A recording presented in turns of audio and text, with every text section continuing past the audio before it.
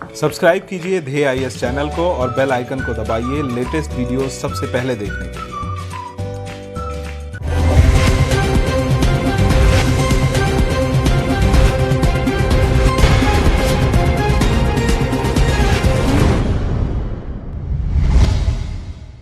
कहते हैं बदलाव प्रकृति का नियम है, लेकिन फर्ज कीजिए कि अगर बदलाव ऐसा हो कि पूरी कायनात ही ठप हो जाए, ये सोचकर भी हैरान हो जाती है। लेकिन कोरोना महामारी ने इस बदलाव से भी लोगों को रूबरू करा दिया। लेकिन इस कोरोना महामारी में भी ठहराव इसलिए महसूस नहीं हुआ क्योंकि लोगों की जेब के भीतर, घर के भीतर एक पूरी दुनिया समाई है, डिजिटल दुनिया। ये दुनिया जो फोन, लैपटॉप के जरिए आपको ये महसूस नहीं होने देती कि आप दुनिया में अकेले हैं। आपके सारे काम चुटकी बजाते ही हो जाते हैं, बिना बाहर निकले, बिना कतार में खड़े हुए।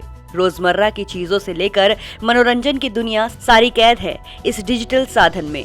तो अंदाजा लगाइए कि अगर ये डिजिटल दुनिया ही बंद हो जाए, चौंक गए। लेकिन ये भी हो चुका है साल 2000 में। उस साल इस संकट का नाम था Y2K समस्या। Y2K ने सारी दुनिया की संचार क्रांति पर एक सवालिया निशान लगा दिया था। Y2K का जिक्र आज इस वजह से उठा है क्योंकि प्रधानमंत्री नरेंद्र मोदी ने अपने संबोधन में इस समस्या का जिक्र किया था। आज के DNS में हम जानेंगे क्या था Y2K और क्यों इसकी वजह से पूरी दुनिया सकते में आ गई, क्यों इसकी वजह से पूरी दुनिया सोच में पड़ गई थी और क्या था भारतीयों का योगदान इस संकट को हल करने में। साल 2000 की आमद हो रही थी। ये वो दौर था जब दुनिया 20वीं सदी से 21वीं सदी में जा रही थी। लेकिन इन सबके बीच एक ऐसी दिक्कत ने दस्तक दी कि नई शताब्दी की खुशी कहीं उड़ गई। वजह थी Y2K बग, जो ये मानने को तैयार नहीं था कि 20वीं सदी अब खत्म हो चुकी है। इसने पूरी दुनिया के कंप्यूटर नेटवर्क को इसी गलतफहमी का शिकार बनाए रखा। दुनिया भर के कंप्यूटर सिस्टम 31 दिसंबर 1999 से आगे का साल बदल पाने में सक्षम नहीं थे, जब तक भारतीय कंप्यूटर इंजीनियर्स ने ऐसे कंप्यूटरों को 21वीं सदी का बनाकर नहीं छोड़ा। शायद पीएम मोदी भारतीयों की इसी कड़ी मेहनत और परिश्रम का उदाहरण दुनिया के सामने रखना चाहते थे। इलेक्ट्रॉनिक कंप्यूटिंग के शुरुआती दौर के बाद तकरीबन पूरी दुनिया में कंप्यूटर सिस्टम में साल को दिखाने के लिए 4 की जगह 2 अंकों का ही इस्तेमाल होता था। ऐसा कंप्यूटर कोडर इसलिए करते थे ताकि कम मेमोरी का इस्तेमाल हो। उस दौर में मेमोरी बचाना कंप्यूटर की लागत कम करने के लिए किया जाता था। Y2K में Y साल को दिखाता है, तो वही 2 का मतलब 2000। साल 1999 खत्म होकर साल 2000 शुरू होने वाला था, लेकिन दुनिया भर के कंप्यूटर सिस्टम 31 दिसंबर 1999 से आगे का साल बदल पाने में काबिल नहीं थे। सिस्टम अगले साल के लिए तारीख और महीना बदल सकते थे, लेकिन साल के 2 आखिरी अंकों को छोड़कर पहले 2 अंक नहीं बदल सकते थे। लेकिन साल के 2 आखिरी अंकों को छोड़कर पहले 2 अंक नहीं बदले जा सकते थे।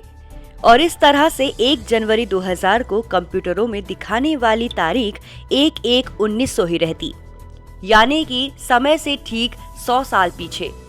इस कारण Y2K बग को मिलेनियम बग भी कहा जाता है, जो एक तरह का कंप्यूटर बग था। आसान भाषा में समझे तो बग एक तरह की कोडिंग में आने वाली दिक्कत होती है, जिसकी वजह से कोई भी कंप्यूटर उस काम को नहीं कर पाता जिसके लिए उसे बनाया गया है। अमेरिका और यूरोप में कंप्यूटरों को इस तरह से बनाया गया था कि उसमें साल 2000 और उससे आगे के सालों के लिए कोई व्यवस्था नहीं की गई थी। मसलन अमेरिका में तमाम कंप्यूटर गिनतियां महीना, दिन, साल की तर्ज पर बनाई गई थी। साल केवल 2 अंकों में था, इसीलिए 1999 के बाद जब साल 2000 आया तो सभी तारीखों में बदलाव के साथ 1100 तो हो जाती, लेकिन कंप्यूटर से जुड़ी सभी सेवाएं ठीक 100 साल पीछे चली जाती। उस दौर में कई कंप्यूटर विशेषज्ञों ने इसके बारे में चेताया था कि कंप्यूटर में 21वीं सदी के लिए प्रोग्राम नहीं है, इसीलिए वो ध्वस्त हो सकते हैं और इससे बहुत सारे कंप्यूटर कार्यक्रम जिन पर अर्थव्यवस्था निर्भर थी वो सब फेल होने वाली थी। बैंकिंग सेवाएं इससे पूरी तरह बंद होने वाली थी। पावर ग्रिड फेल हो जाते और उनसे जुड़ी सभी सेवाएं बाधित हो सकती थी, जैसे रेल, पानी आपूर्ति आदि। इसके अलावा कंप्यूटर आधारित सैटेलाइट्स, अंतरिक्ष कार्यक्रम भी इससे बुरी तरह प्रभावित होने के कगार पर थे। इस तरह कंप्यूटर प्रणाली से जुड़ी सभी गतिविधियां बाधित होने वाली थी। भारत ने सुलझाई समस्या। रोजमर्रा के कामों का पटरी से उतरता देख यूरोप अमेरिकी कंपनियों में हाहाकार मच गया। इन सभी दिक्कतों को दूर करने के लिए सारे कंप्यूटर को नए सिरे से बदलने की जरूरत थी, जिसके लिए बड़ी तादाद में कंप्यूटर इंजीनियरों की जरूरत थी। उस समय तक भारत में इन्फोसिस, विप्रो जैसी आईटी कंपनियों की शुरुआत हो चुकी थी। भारत में उस समय सस्ता मानव संसाधन किसी भी देश के मुकाबले पर्याप्त था। इसके अलावा भारत के पास हुनरमंद इंजीनियर की भी कमी नहीं थी। यही वजह थी कि ऐसे वक्त में अमेरिका और यूरोप की कंपनियों का ध्यान भारत की ओर गया। भारत के हुनरमंद युवाओं ने भी इनको निराश नहीं किया और दुनिया भर में अपनी ताकत का लोहा मनवाया। हालांकि इस समस्या को ठीक करने में काफी धन खर्च हुआ। किसी ने इस समस्या को सुधारने के लगभग 5 साल के दौरान 200 से 300 बिलियन यूएस डॉलर के खर्चे का अनुमान लगाया गया। वहीं एक अन्य अनुमान के मुताबिक Y2K बग को सही करने के लिए विश्व भर को 600 से 1600 बिलियन यूएस डॉलर खर्च करने पड़े।